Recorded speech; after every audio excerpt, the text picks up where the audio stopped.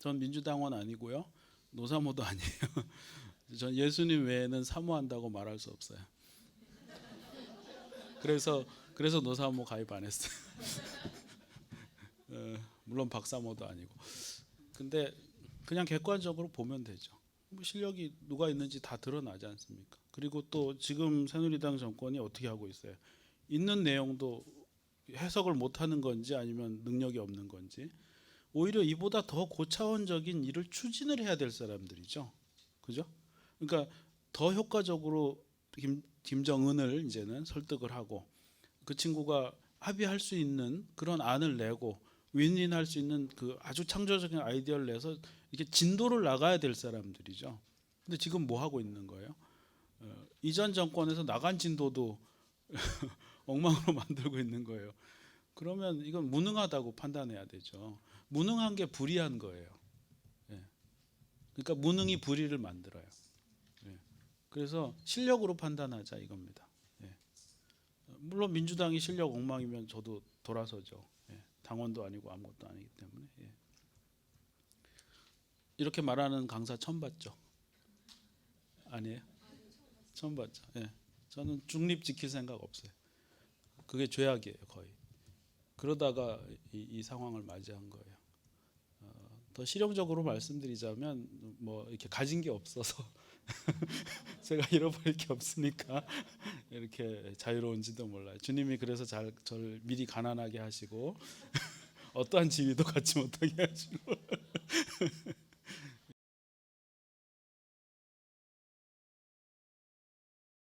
저는 그냥 저는 알 수 없죠. 왜냐하면 제가 안다면 이미 법을 위반한 상태일 거예요.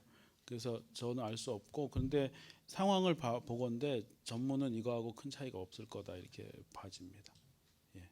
왜냐하면 자기네가 불리한 내용을 왜 여기다가 넣겠어요? 조작을 할 거면 전문 부분에. 예. 그러니까는 제가 수준 낮다고 얘기하는 거는 국민들이 안 읽을 거라고 생각하고 진짜를 깐 거죠.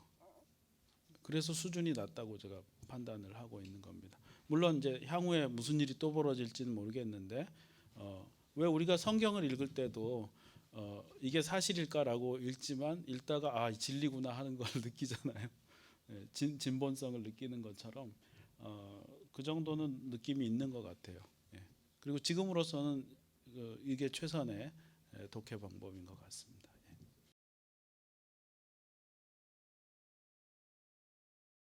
거기에는요, 국민들이 읽느냐 안 읽느냐가 달려 있는 거예요. 만약에 국민들이 이걸 읽어서 정확한 독해를 하면 국정원은 물타기 한 거예요? 아니면 불 지른 거예요? 불을 지른 거예요. 물이 타진 게 아니고. 그러니까 도대체 국정원이 뭔 짓을 한지 제가 잘 모르겠는 거예요. 예. 그러니까 이 원문 이대로 읽으면 노무현 대통령이 잘했다는 얘기가 돼버리거든요. 그러니까 도대체 그리고 또 국정원이 회복할 명예가 도대체 뭔지를 모르겠어요. 그러니까 발췌록이 왜곡됐다는 사실이 드러나 버린 거잖아요.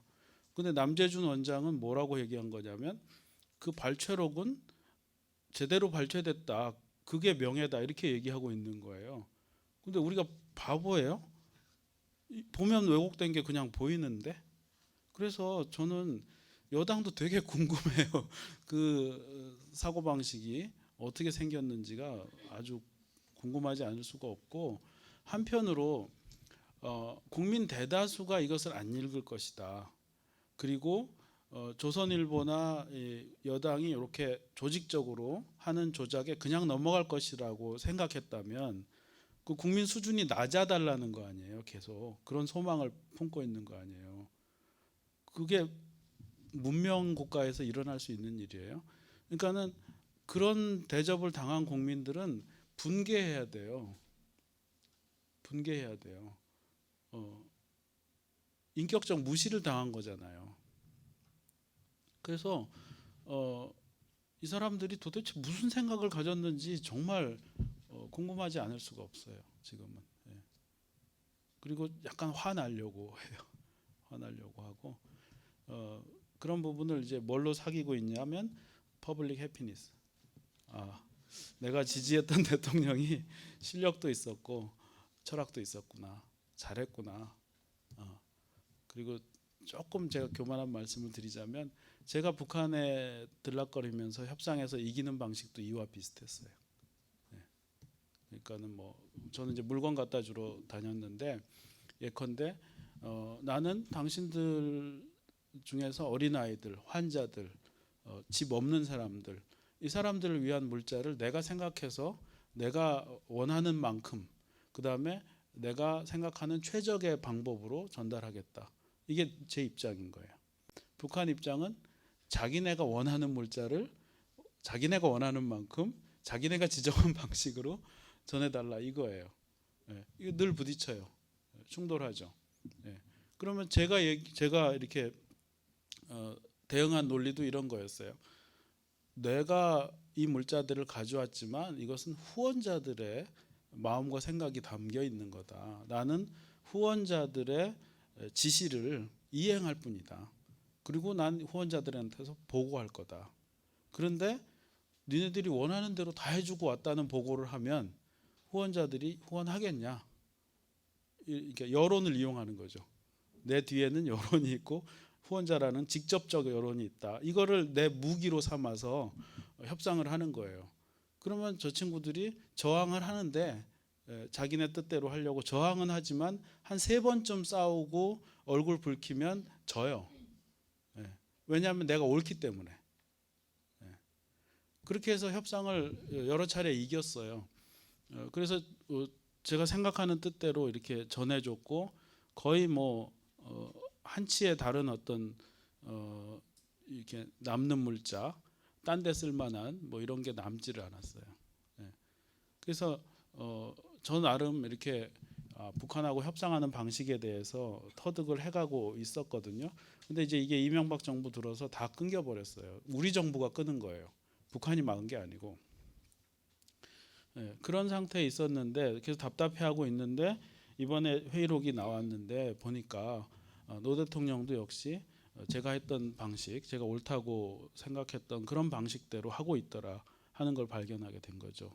그러니까 제가 퍼블릭 해피니스와 프라이빗 해피니스가 같이 증가하는 그래서 이제 분노를 좀 사귀면서 희망이 있구나 이런 어떤 협상의 방식들이 이제 퍼질 거고 공부될 거고 이렇게 된다면 희망이 없는 건 아니구나 이렇게 생각하고 있죠.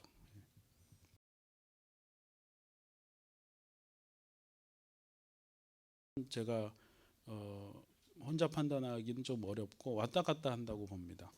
예컨대 2000년 남북 정상회담 있었을 때 찬성 여론이 거의 90%에 육박합니다.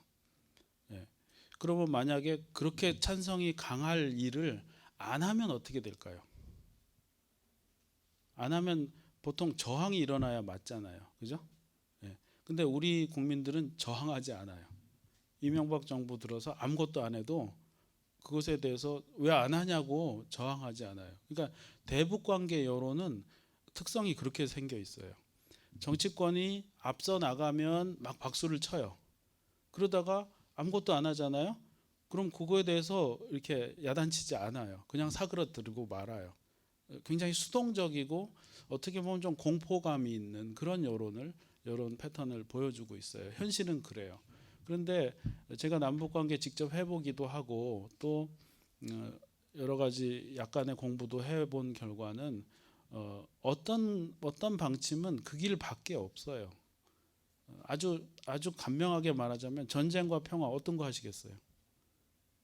뭘 고민하세요? 그냥 평화밖에 없는 거예요. 왜냐하면 한반도에서 핵전쟁이 일어난다? 그건 그냥 끝을 뜻하는 거예요. 그래서 대중들이 취할 태도는 한번 붙어보자 이거는 말이 안 되는 거예요. 저는 한번 붙어보자 할 사람들이 군대 갈지 잘 모르겠어요. 군대 안 가본 사람들이 그러지 않나 그런 생각이 들어요. 그러니까는 숙고 대중들의 여론은 굉장히 가벼울 수가 있거든요. 근데 전쟁과 이 남북 관계 이런 문제에 있어서는요 숙고된 여론만이 유효합니다. 깊이 생각한 여론. 그러니까 한번 붙어보자 이런 여론은 숙고된 걸까요? 그건 그냥 감정적인 거죠. 그럼 그 감정적인 여론에 따르면 어떻게 되겠어요? 전쟁으로 가는 거죠. 이게 심의 민주주의라는 개념하고도 연결이 됩니다. 포퓰리즘 이런 말 많이 들어보셨죠? 대중들한테 이 정부에서 우리가 무슨 돈을 막 나눠주겠어 그러면 대중들이 환영할까요? 싫어할까요? 환영하겠죠. 그게 포퓰리즘이에요. 숙고된 여론은 뭐냐? 지금 이 짓을 하면 다음에 어떻게 될까? 우리 사회가 어떻게 될까? 걱정하겠죠. 그게 숙고된 여론이에요. 그래서 그 포퓰리즘을 막고 숙고된 여론으로 자꾸 가주는 것이 안보 문제도 그렇고 사회 내부 문제도 필요한 그런 대목입니다. 근데 악한 정치인들은 그 포퓰리즘을 부추기게 돼 있어요. 전쟁에 공포를 부추기고 당장에 당대에는 많이 받고 후대에는 부채가 쌓이는 그런 이상한 정책들을 얘기를 하게 되죠. 그러면 그거에 동조하는 유권자들이 생기고 이 사람은 정치 권력을 얻고 나라는 망해가는 거죠. 그러니까 미래 동력을 자꾸 까먹게 되는 거죠. 그래서 숙고라는 개념이 정치학에 나오는 얘기입니다. 숙고라는 개념이 굉장히 중요한데 남북 관계에 있어서만큼은 더욱 더 중요하다. 자, 그렇다면은 여론 지형은 아까 말씀드린 대로 그렇게 생겼다. 그러면은 지성인들이 아니면은 국문 독해를 할 줄 아는 사람들이 어떤 스탠스를 가져줘야 되느냐, 또 정치인들은 어떤 스탠스를 가져줘야 되는가 하는 게 이제 명백해지죠. 그러면 구체적으로는 이제 우리가 투표할 적에 누가 한치라도 더 숙고할 수 있도록 해주고 있느냐, 대중의 어떤 그런 포퓰리즘에 아부하지 않고 대중들에게 설득하고 이 길로 가야 합니다라고 얘기하고 이렇게 하느냐, 그걸 구분하는 게 중요하죠. 예. 그렇게 저는 생각이 됩니다. 예. 그다음에 이제 조금 더 적나라하게 말씀드리자면 현 정권을, 그러니까 현재 김정은 정권을 인정해야 돼요. 그들과 대화해야 돼요. 예. 뭐 여러 얘기가 많이 있었습니다. 뭐 이렇게 북한 주민과 북한 정권은 구분하자. 그래서 주민은 불쌍하지만 정권은 악하다. 그래서 관계를 끊어라. 뭐 이런 얘기 많이 있었는데 현실 가능한 얘기가 아닙니다. 북한은 주민과 정권을 구분해서 접근할 방법이 없고요. 아무리 안 입고 와도 아까 제가 노무현의 특성 말씀드렸죠. 톨러런스, 인정. 아무리 안 입고 와도 그 정권을 인정해야 그 정권에 대해서 할 말을 할 수가 있습니다. 예. 왜 당신들 주민들의 인권을 보장하지 않느냐, 아니면 주민들을 왜 먹이지 못하느냐, 이런 얘기를 하려면 그 정권하고 대화해야 됩니다. 그래서 딴 길을 찾으려고 자꾸 애쓰는데 불가능한 얘기입니다. 종교도 마찬가지거든요. 한국교회 교인들은 북한의 이제 공식 교회라고 부르는 봉수교회나 칠골교회, 그런 교회가 이제 가짜네 진짜네 막 논쟁을 벌이다가 아주 쉬운 해법을 하나 꺼내요. 뭐죠 그게? 지하교회예요. 북한의 공식 교회는 가짜 같으니까 우리는 지하교회만 상대하겠다. 실제로 그렇게 얘기하는 걸 제가 들었어요. 이게 얼마나 난센스냐면 북한의 지하교회는 존재하기도 힘들지만 존재한다면 거기는 공작원이 들어가 있어요. 일부러 놔두는 겁니다. 그리고 거기서 정복해내고 돈 빼내고. 돈이 어디서 오니까요? 바깥 세계에서 계속 무슨 지하교회 무슨 자금하면서 오니까요. 돈 빼내고. 그다음에 신비주의 현상, 그러니까는 이단적인 그런 행태들이 거기에 들어가게 됩니다. 그건 중국에서도 똑같이 나타나는 문제예요. 그래서 우리가 중국 교회를 삼자 교회와 지하 교회를 이제 구분 못하게 됐거든요. 그러니까 어느 한쪽이 진짜다는 말은 못합니다. 마찬가지로 북한도 마찬가지예요. 쉬운 해법은 없어요. 지적인 게으름이라고 제가 얘기를 합니다. 누구는 가짜, 누구는 진짜 이렇게 구분되지도 않고 구분할 능력도 없는데 구분해 놓고 얘기하는 거, 지적인 게으름입니다. 지루하고 힘들더라도 꼴보기 싫더라도 공식적 조직 다 상대해야 됩니다. 그게 오히려 더 길이 크게 열립니다. 여러분 생각하고 다른 얘기를 했다면 뭐 미안하진 않고 잘 생각해 보십시오. 예. 예, 당연히 필요합니다. 전두환이 더 심하게 찬양한 거 나왔죠. 예. 전 그것도 잘했다고 봐요. 예. 그러니까는 자기네들이 해도 그렇게 할 거면서 남이 그보다 약하게 한 걸 가지고 지금 탓하고 있는 거거든요.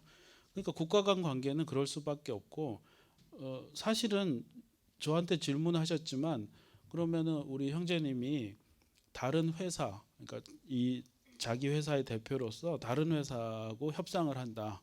그럼 칭찬 먼저 할래요? 비난 먼저 할래요? 당연히 칭찬 먼저 하는 거예요. 그건 대원칙이에요. 오히려 그 회사의 칭찬거리를 모른다. 그럼 골치 아파지는 거예요. 막 찾아내야 돼요. 예. 그래서 예컨대 이제 북한에 가서는 아유 남한에서는 미국말 가지고 자꾸 이렇게 쓰고 그러는데 북한 언어들은 한국말을 참 잘 간직하고 있더만요. 이런 칭찬할 수 있잖아요. 또 제가 이제 탈북자 분들하고 대화를 많이 해요. 그리고 최근에는 탈북 여성들하고 강의할 기회가 많이 생겼어요. 그 여성들은 10대부터 70대까지. 그래서 저도 뭐 그런 생각 안 했는데 갑자기 생긴 기회인데요. 이분들하고 이제 처음에 정치 얘기를 제가 탈북자한테 정치적 자유주의에 대해서 강의를 하고 다닙니다. 예. 근데 의외예요. 전 자유주의자예요. 예. 근데 여러 강의를 그러니까 이분들이 몸만 와 있는 경우가 너무 많아요. 몸은 자유주의 세계에 왔는데 이 생각과 정신이 집단주의적이에요. 그래서 그걸 풀어내는 게 굉장히 힘들어요. 황장엽 비서도 그랬거든요. 자기가 북한의 통치 이념을 만든 사람인데 남한에 와서 그 통치 이념, 주체 사상이죠. 그 주체 사상에 대항하는 이념을 만들겠다. 그러고 남한에 왔다는 거예요. 근데 이 사람이 황당하다면서 뭐라 그러냐면 왜 남쪽에서는 통치 이념이 여러 개냐 그러는 거예요. 지도 이념이 여러 개냐. 그게 자유주의 사회잖아요. 지도 이념이 경쟁을 하는 사회. 그리고 그렇지 않은 사회가 획일적인 사회잖아요. 네. 그 탈북자의 최고위층의 사고방식이에요. 최고위 탈북자의 사고방식. 그 죽을 때까지 그랬어요. 양반은. 근데 아래층도 다 마찬가지예요. 지금 탈북자의 70%가 여성인 거 아시죠? 여러분 머릿속에 탈북자는 남자예요, 여자예요? 남자죠. 중년 남자죠. 텔레비에 그 사람들만 나오니까. 현실은 뭐냐? 73%가 여성이고 30대부터 50대 사이에 있어요. 근데 하여튼 강의를 하고 돌아다니는데 북한을 칭찬해 보라고 제가 얘기해요. 그러면 처음에는 머뭇거려요. 왜 그러냐면 북한의 장점을 말했다가 봉변당한 경험들이 있어요. 어떤 분들은 자살하려고 그랬대요. 네. 그러니까 남한 사회에 와서 북한이 어떤 점이 좋았어요라는 말을 못하고 억압돼 있어요. 네. 그래서 제가 칭찬해 보라 그러면 처음에 말을 못해요. 그래서 내가 칭찬을 해요. 네. 저기 북한의 의사 선생님들은 남쪽처럼 그렇게 타산적이지 않았다고 하더라고요. 그러면 다 맞장구를 치기 시작해요. 네. 그러니까는 이런 경우가 있었거든요. 엑스레이 사진을 찍는데 필름이 없잖아요. 이게 수입품이니까. 그러니까 이 양반들이 간유리를 대고 엑스레이 피폭을 당하면서 그걸 보는 거예요. 그럼 자기가 어떻게 되겠어요? 이게 이제 나중에 암 걸릴 수도 있고 막 이러잖아요. 실제로 암 걸린 사람들 많아요. 의사 중에. 근데 그러면서 이렇게 얘기를 하더래요. 그저 요거에 더 정확하게 진단을 할 수 있습니다. 왜 그럴까요? 스틸 사진이 아니고 라이브예요. 이런 의사가 어디 있어요? 남한에서 이런 의사 찾기 힘들잖아요. 그래서 북한의 의료 일꾼들은 참 존경할 만한 하더군요. 이렇게 얘기하면 다 맞장구를 쳐. 그렇다고. 없어서 그렇지. 약이 없고 병원이 없고 뭐 이런 게 없어서 그렇지 마음만은 좋았다. 이렇게 얘기한단 말이야. 근데 그러면 너나 할 거 없이 젊은 그룹이든 70대 할머니 그룹이든 그 그룹의 분위기는 풀려요. 굉장히 절 좋아하고요. 근데 최근에는 어떤 일까지 있었냐면 힐링이 일어났어요. 그런 얘기 강의를 했는데 어떤 자매라고 해봤자 한 50대쯤 되는 것 같은데 그 아주머니가 큰 그 대학병원 약봉지 있잖아요. 그걸 이렇게 들고 저한테 흔들면서 선생님 제가 이 강의 듣기 전에는 몸이 아파서 집에 가려고 했었습니다. 그래서 지금 그 요전에 약봉지를 이렇게 들고 왔는데 이 강의 듣는 동안에 나았어요. 그러는 거예요. 힐링이 일어났어요. 그래서 제가 그 정도일 줄은 몰랐거든요. 아니 내가 그 정도가 아니라 그분들의 상태가 그 정도일 줄은 몰랐어요. 그러니까 얼마나 억압돼 있었는지. 그다음에 북한이 아무리 미워도 거긴 자기들의 근거지예요. 근거지. 예컨대 여러분 아버지가 굉장히 미운 사람이다. 근데 남이 아버지를 욕하면 어떻게 돼요? 그러면 더 못 견디게 되잖아요. 똑같은 거예요. 남한 사회가 이분들을 앞에다 놓고 계속 비난만 해대면 동조하면서도 힘든 거예요. 죽을 만큼 힘들 수가 있는 거예요.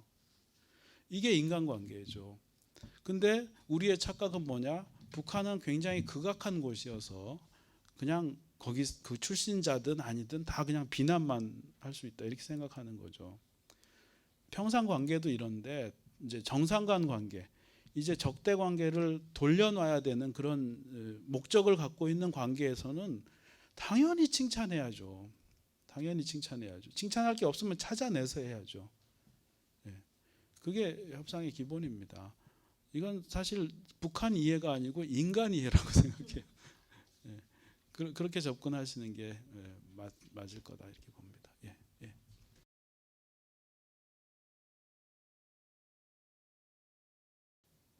뒤에 부분은 간단하고요. 그거는 본인만 볼 수 있어요. 30년 그러니까 탑 시크릿이 해제되기 전에 볼 수 있는 사람은 대통령 본인이에요. 그 회담에 참여했던. 그러니까 이제는 볼 사람이 없는 거죠. 돌아가셨기 때문에. 그건 간단하고요. 앞에 질문은 그러면 국정원법 위반이고 또 다른 몇 가지 법률 위반일 거예요. 국정원이 자기네가 주도해서 녹음을 했고 시키지도 않았는데 자기네가 풀었다 이러면 그건 국정원법 위반이기 때문에 고발당해야 될 사항이죠.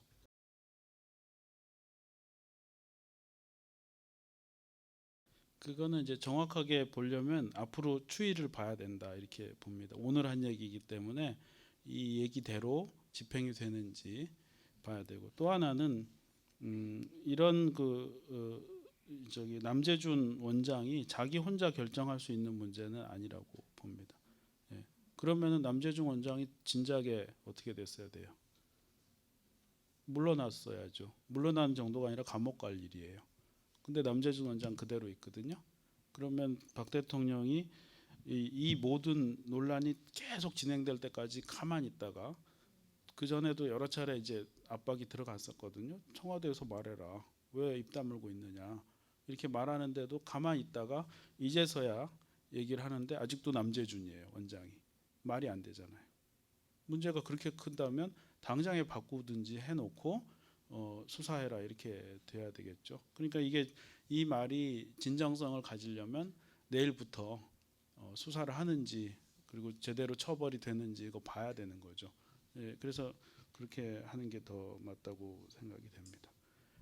그리고 무엇보다도 선거는 끝났잖아요. 그 댓글 문제로 한치라도 이득을 본 게 박 대통령이고, 그날 뭡니까 이거 검찰이 발표한 날, 그래서 경찰이 댓글 없다 이렇게 발표한 그 저녁에 방송 토론 기억하시죠? 그 토론에서 뭐라 그랬어요? 본인이 국정원 여직원의 인권 문제 얘기를 했죠. 그러니까 그런 걸 보면 상당히 정황이 조금 의심스러운 부분들이 존재하죠. 그래서 백보양보하면 앞으로 두고 봐야 되고, 지금 판단하라 그러면 조금 말만 한 그런 경우일 수가 있고 그렇습니다. 지켜봐야죠. 이것도 역시 국민들한테 달렸다는 생각이 들어요. 다들 생업에 바빠서 안 보면 어물쩍 넘어갈 거고, 우리 보고 있다 계속 표시하면 조금이라도 하는 척 할 거고 그렇습니다.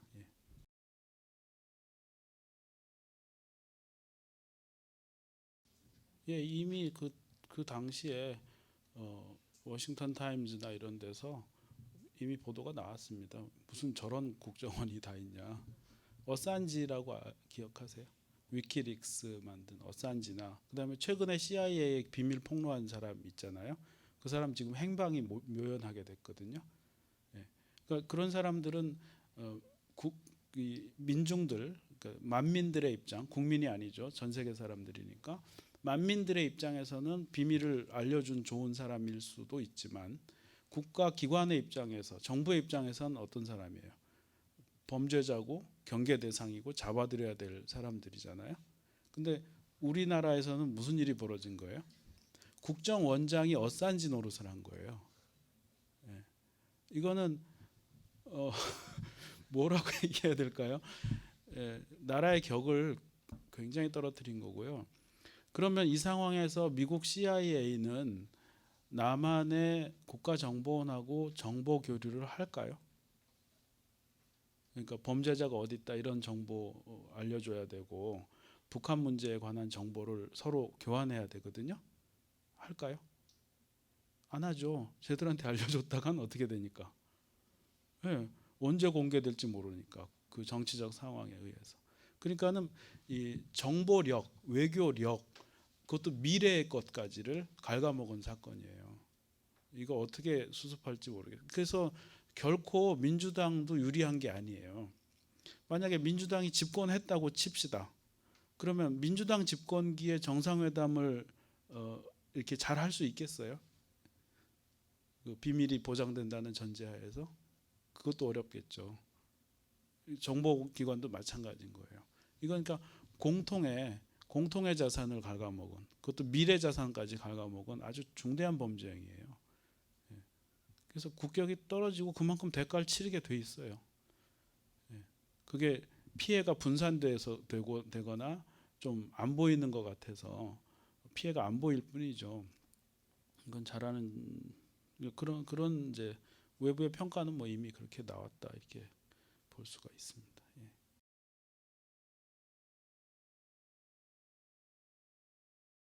그래서 그 심리 상태가 되게 궁금하다는 거예요. 자기네한테 유리하지도 않고 법도 어기고 예, 도대체 무슨 짓을 한 걸까? 국민이 알자고 하지도 않았잖아요. 오히려 알기 싫어하죠. 아, 그걸 나한테 알려주면 어떡해? 그런 거죠. 신뢰가 있어야죠. 그러니까 대통령을 뽑는다는 건 그 대통령이 기밀에 해당하는 행위를 할 때 내가 모르게 해도 좋다. 어쨌거나 우리를 행복하게 해달라 그거 아니에요 결국은. 근데 그 구도를 깨버렸다는 건 진짜 대단한 거죠.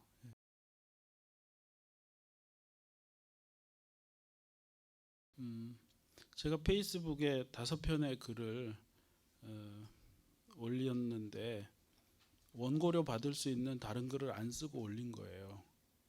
그리고 시간을 무지하게 많이 사용했어요. 정력을 막 쏟았어요. 땀을 흘렸어요. 그 정도 노력들을 하시면 된다 이렇게 생각합니다. 그러니까 여러분이 오늘 여기 오신 것도 저는 고맙게 생각하고요. 당신들의 서로 자신의 생각을 가차없이 표현 좀 하세요. 우리가 할 수 있는 게 그게 최선 아니에요 현재로서. 뭐 촛불 들 수도 있는데 전 촛불 별로 안 좋아해요. 왜냐하면 100일 동안 촛불 들고 선거를 망치더라고요. 그런 그 허무가 어디 있어요. 우리가 가진 건 사실 표밖에 없어요. 표밖에. 현실적 권력은.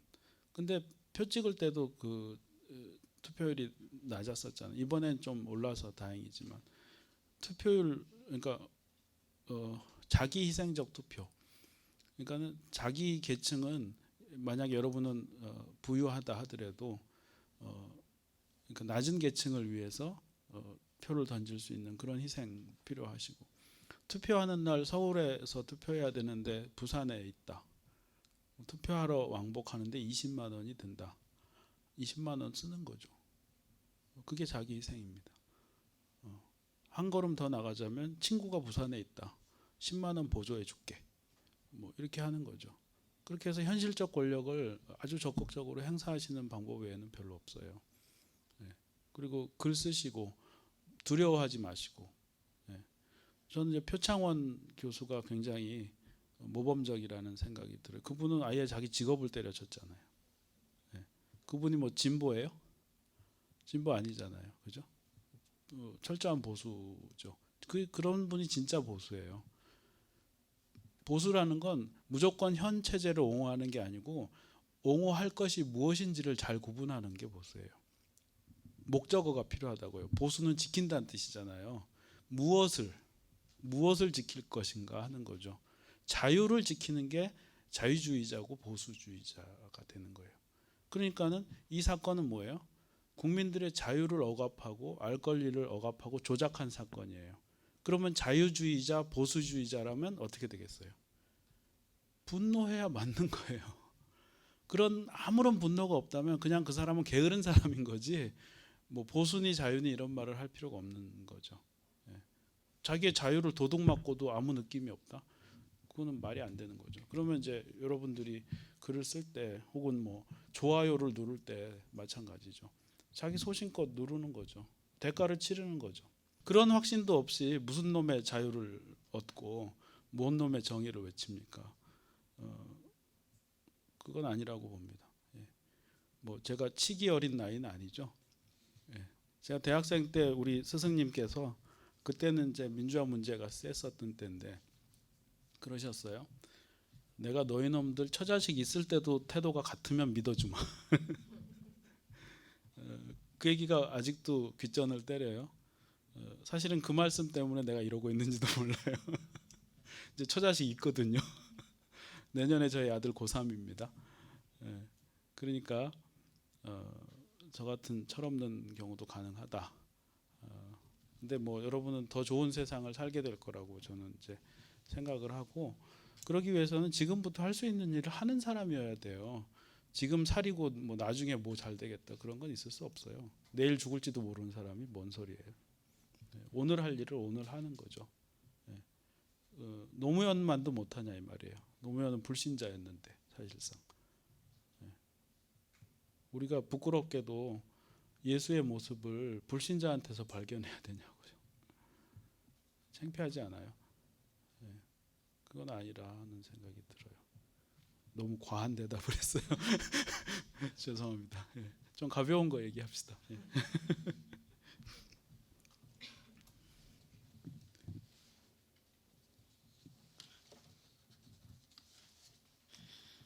김정일 위원장이 남한의 여론을 의식한다는 거 굉장히 중요한 부분입니다. 그리고 남한 여론이 그대로 북에 전달되고 있습니다. 일단 우리는 인터넷에 모든 것이 공개된 그런 사회죠. 제가 평양에 처음 갔던 날을 기억합니다. 이제 처음 가서 처음 만나는 제 파트너예요. 그 조선 그리스도교 연맹의 백봉일 전도사, 지금 목사인데 북쪽 목사죠. 공식 교회. 근데 이 양반이 저를 처음 만나더니 이러는 거예요. 제가 가족하고 같이 간 게 아닌데 고려 사모님께서 키가 조금 더 커시더만요. 그때는 이제 페이스북은 없었고 싸이 미니홈피가 있었는데 그 사이즈를 한 거죠. 그 다음에 남한에 들어와 있는 지금 2만 한 4천 명의 탈북자, 그 중에서 뭐 죽은 사람 빼고 해외 나간 사람 빼면 한 2만 명 남을 텐데 끝도 없이 북한하고 통화해요. 남한 사회의 소득 하위 계층들의 생존 스토리가 그대로 북에 전달되고 있어요. 그리고 지금 이 정상회담은 뭘 보여주느냐? 남북 정상 간의 교감에 있어서도 그런 아주 이렇게 내밀한 교감들이 있을 수 있다는 걸 보여주죠. 그리고 저 같은 사람이 NGO 차원에서 협상을 했을 때도 또 마찬가지였고요. 그래서 남한 사회의 여론은 그대로 북한에 전달이 되고 그 여론 지형이 북한이 어떻게 움직일지를 결정하는 그런 근거가 되고 있는 거예요. 그래서 통일운동은 그냥 여기서 할 수 있어요. 우리가 통일을 뭐라고 생각하느냐. 그다음에 현재 북한 정권하고 만나야 된다고 생각하느냐 아니면 잡아 죽여야 된다고 생각하느냐. 우리의 생각, 그 생각의 비율 그것이 바로 직결돼 있다는 말이에요.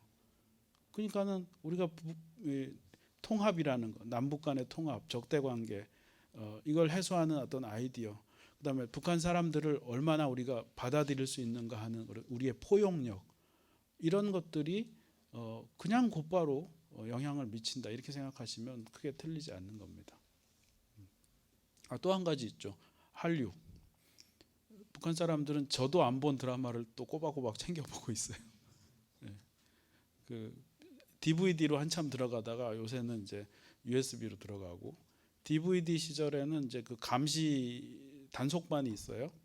단속반이 어떻게 단속하냐면 한 그 연립주택에 단속을 나오면 밖에서 전기를 먼저 빼요.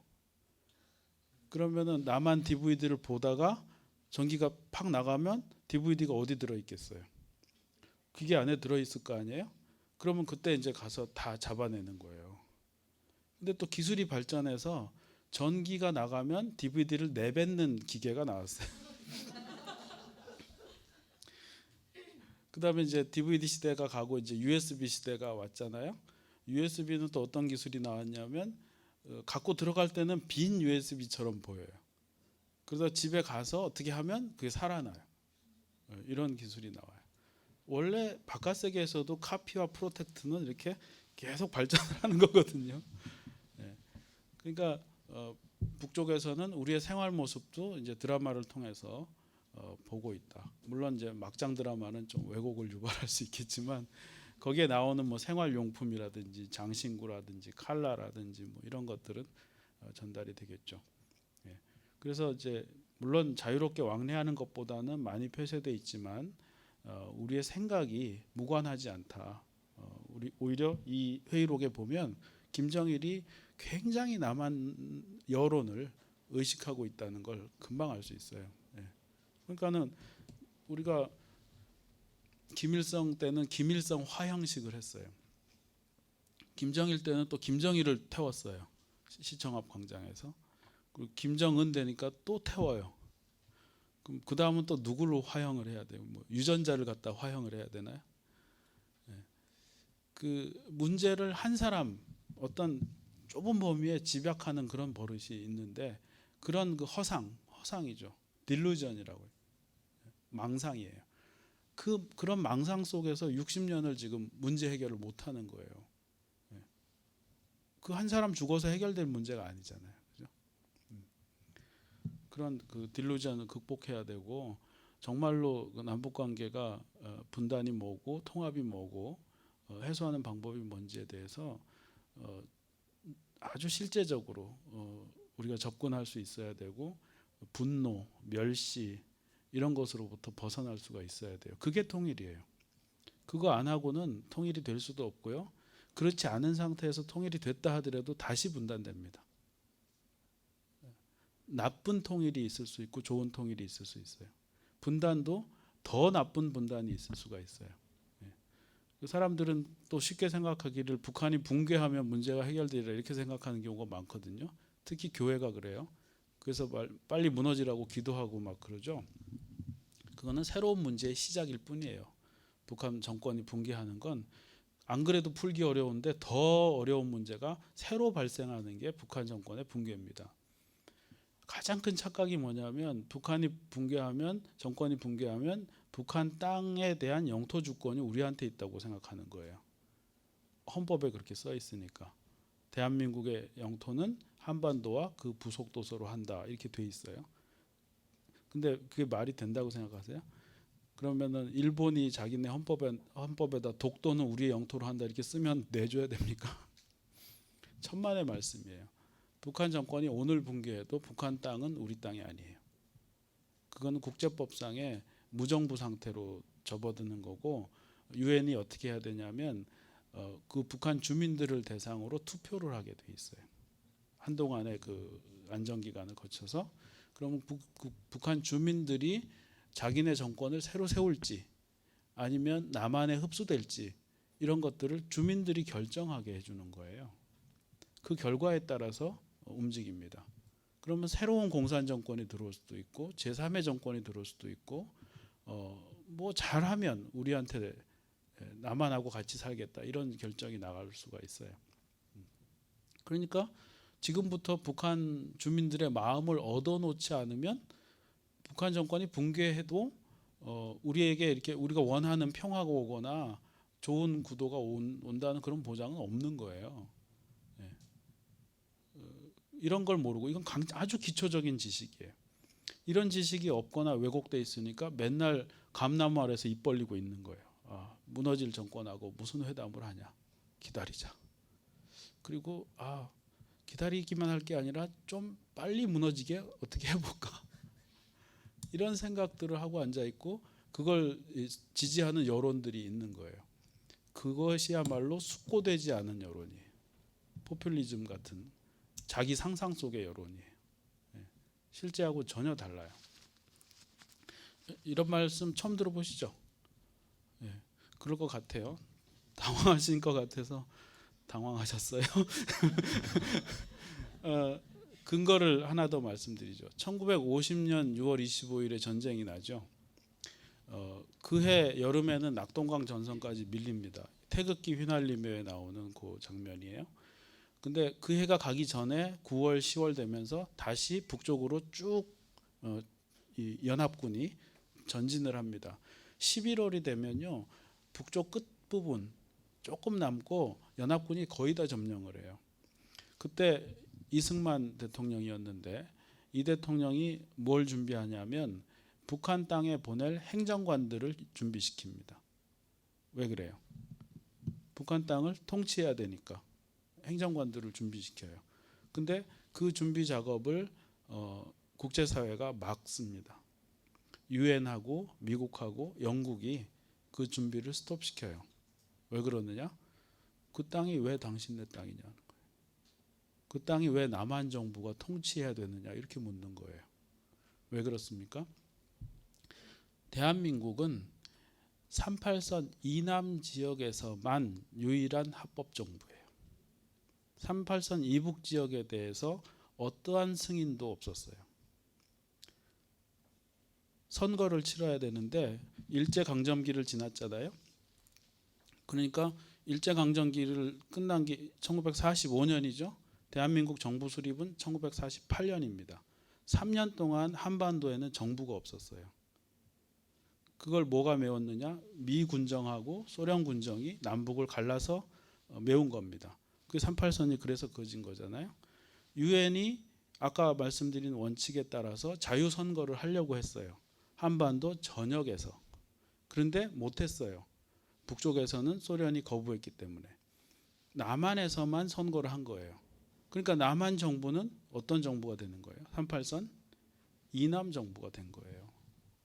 그것이 한반도 전체 유일한 합법 정부라고 이승만 정권이 얘기를 하고 헌법에도 그런 것에 기초해서 영토 조항을 넣었는데 허위예요. 다시 말씀드립니다. 우리 헌법에 허위 조항이 있는 거예요.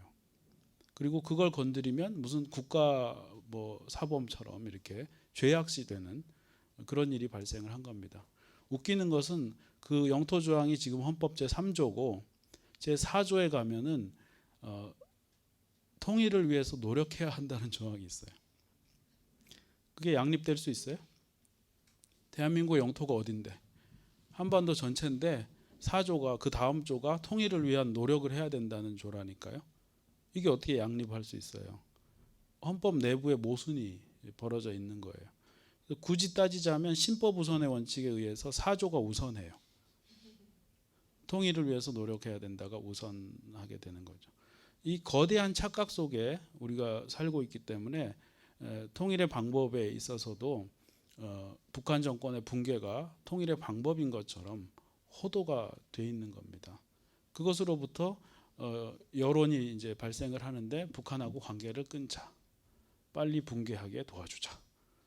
이게 도와주는 건지 모르겠지만 그런 여론이 형성이 되는 겁니다.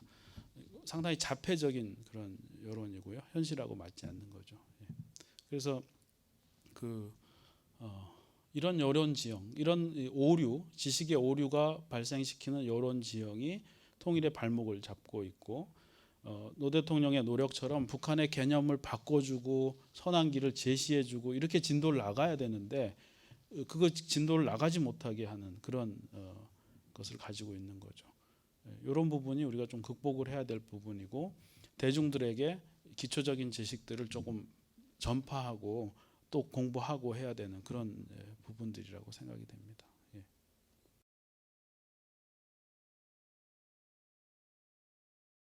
지금 북한이 가만히 있지 않고요. 동시에 두 가지 일을 하고 있어요. 하나는 정상회담 회의록 공개를 비난하고 있어요.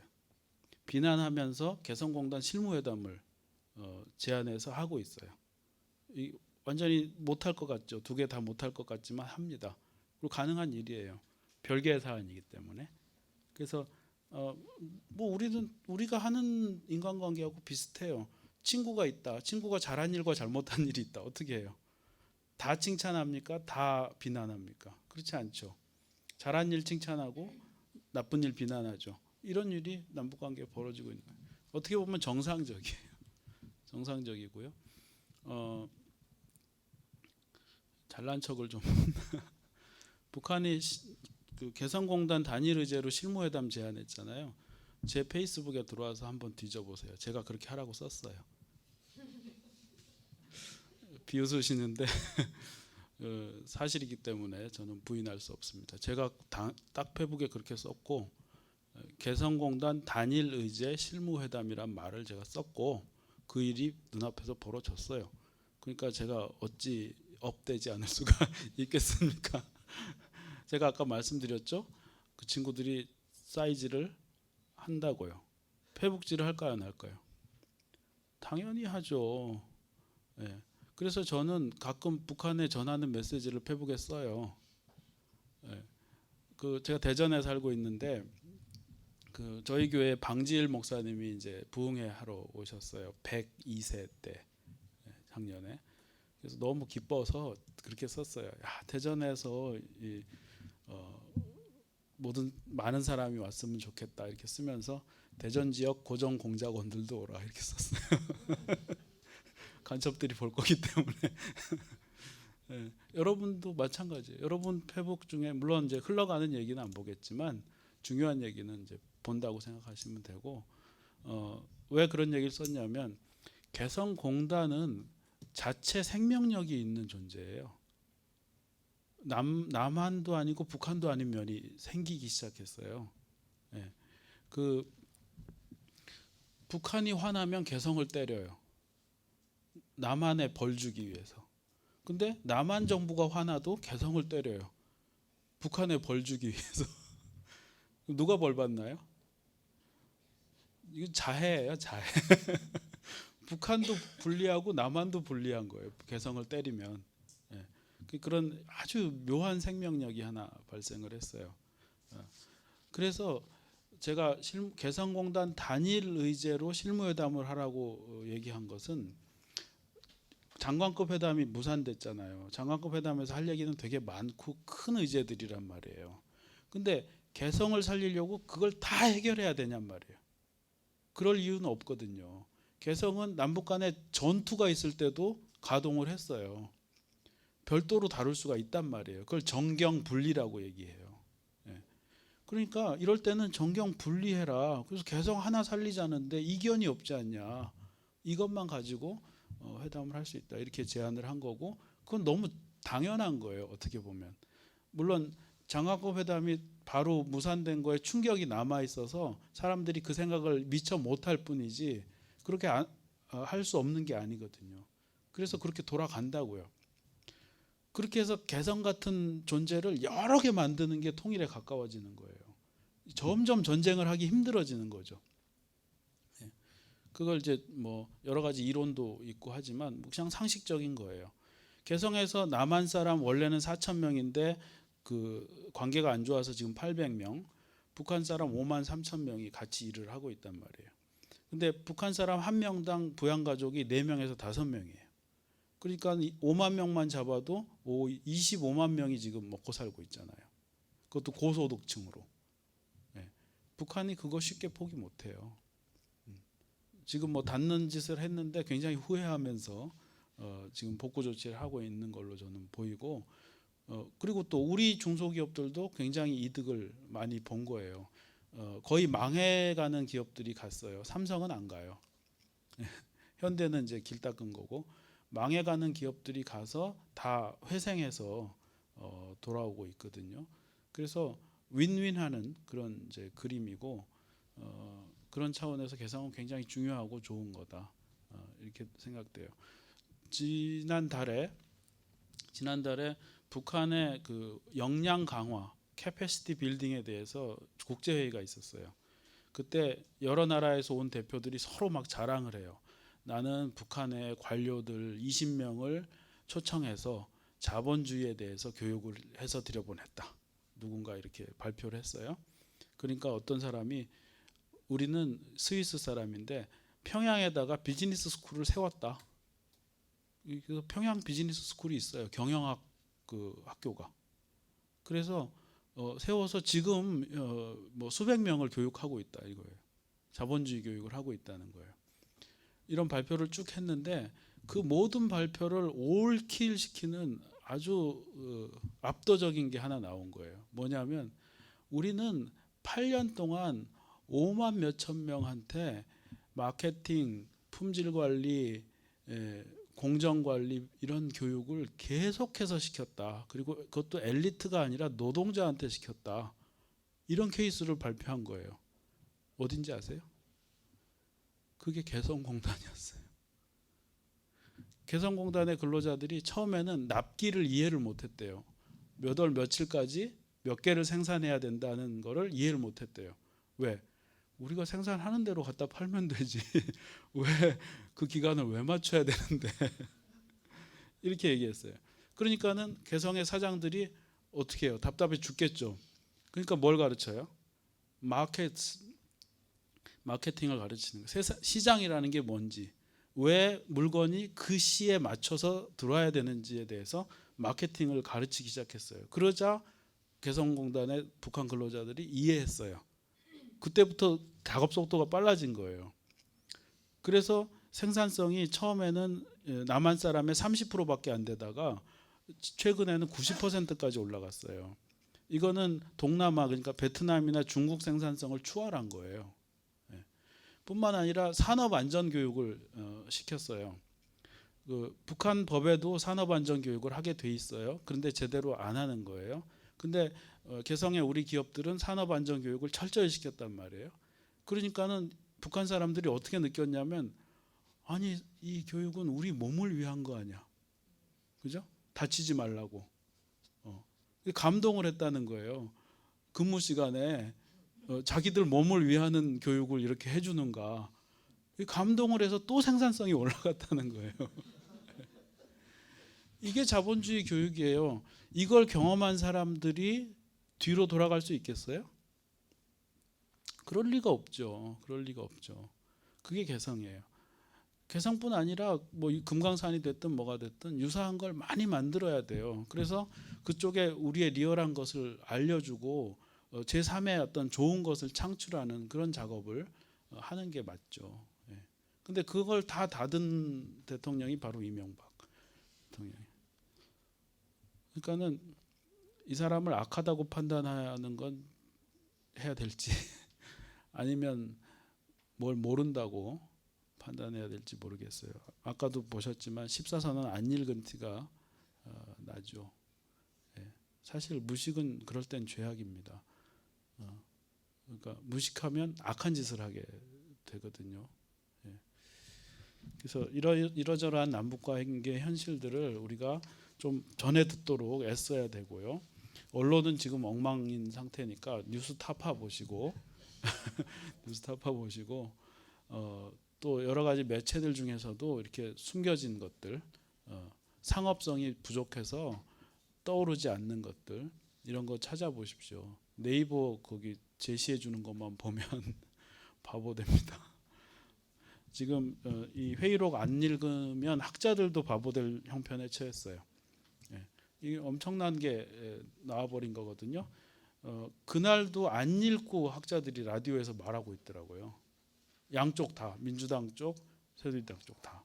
그래서 제가 한심하다고 느꼈는데 그렇게 되지 마시고 세종대왕께서 한글을 창제하셨고 또 우리가 성경이 보급되면서 한글이 널리 보급된 상태이기 때문에 우리는 문명인이 좀 됐으면 좋겠고 그런 문명을 좀 여실하게 보여주는 그런 작업이 계속됐으면 좋겠습니다. 예.